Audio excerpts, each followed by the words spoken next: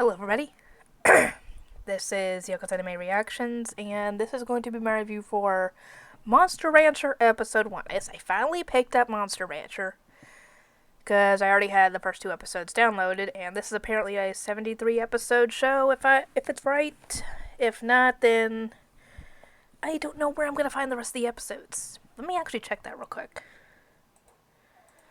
But, yeah. Monster Rancher essentially reminds me of,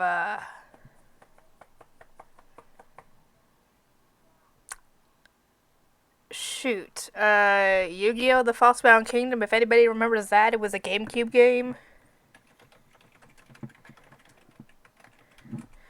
Where you were essentially trapped in the game, and you had to go and find the Yu-Gi-Oh! Monsters that were roaming around in different areas. Some of them were like secret ones where you could only get them in like, if you had one monster, I think the Gemini elves, you had to have one, get one first in one side of the story. I can't remember which side it was, but then you had to have go into the second version of the story and get the other one. Otherwise, she wouldn't join you. But yeah, it reminds me of that.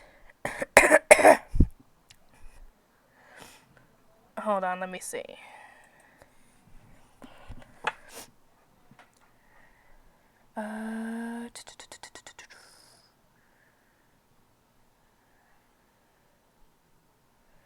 No, I don't want the characters. I just want the episodes. Dang it. No. Hang on.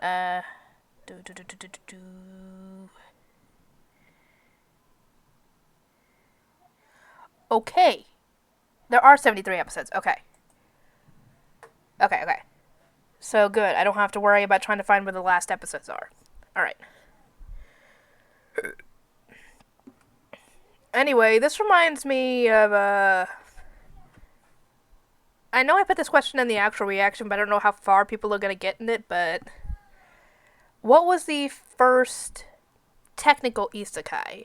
Because I would assume the first one is either Monster Rancher or Digimon, depending on when Monster Rancher was actually. Let me look that up real quick. When was Monster Rancher created?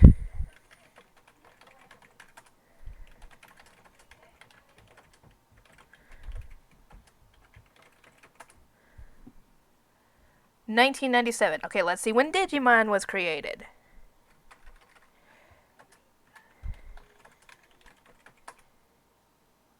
Okay, so Monster Rancher most likely was the first isekai, because Digimon was another isekai, technically, if you want to get technical, because the kids were transported into the digital world, and that essentially is what the definition of an isekai is when the main character, or characters, get transported to another world, where they have to figure out either a way to get home, or just try and navigate their way home. Well, the main character, Genki, is apparently a champion at the game Monster Rancher, or something. The game, whatever the game is called. And, he gets in trouble a lot at school for falling asleep and waking up, talking in his sleep, essentially. And, yeah, apparently he did become the champ because the game showed up in the mail. Or the new software that's like a beta version, essentially. And when he gets home and tries to play it, as I'm watching this, I'm thinking essentially that this is going to cause him to get trapped in the game, or get transported into the world of the game, or something, because as he's playing it, and the monster in the game attacks the monsters that are chasing it, he gets hit in the face with the same attack. And apparently the game comes with 2 discs, and he has to put the second one in right as the other character in the game is putting in their mystery disc. And they start at the same time, which causes him to get literally sucked into the game. Because not only does he get sucked in there, but his books get sucked in there, his game console gets sucked in there, and a bunch of other random stuff. And he helps them escape from the enemies, and is just so excited because this is his fantasy come true.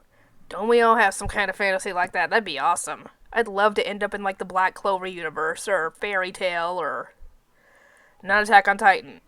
I like Levi, but I don't like him that much to end up at risking my life against Titans. Anyway, but yeah, the Black Clover universe would be amazing to live in. Just my personal opinion. Actually, the most amazing thing to live in would probably be the Pokemon universe. Hands down, and then Black Clover, in my opinion.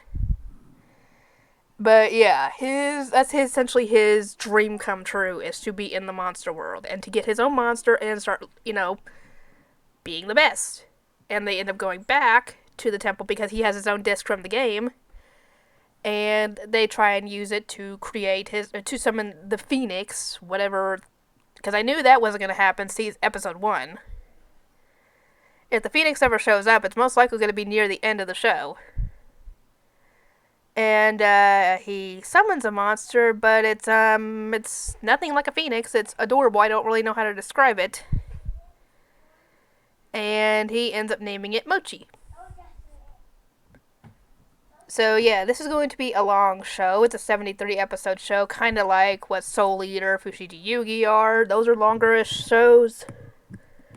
Though they're not as long as ones like Black Clover or Inuyasha, for example. They're longish, though they're not in the 100 episode range. Anyway, Raven Fighter, I don't know how often I'm going to be able to record, because now that I am a keyholder at work, most likely I am going to be taking on more shifts. Maybe. Depends. And I'm going to be doing things where I'm going to have to open in the morning, I'm going to have to close at night. So I don't know how many days off I'm going to get each week. But the days off that I do get, I am going to be recording. I'm not going to be slacking off like I do sometimes. So I hope you guys enjoyed this, and I will see you all next time.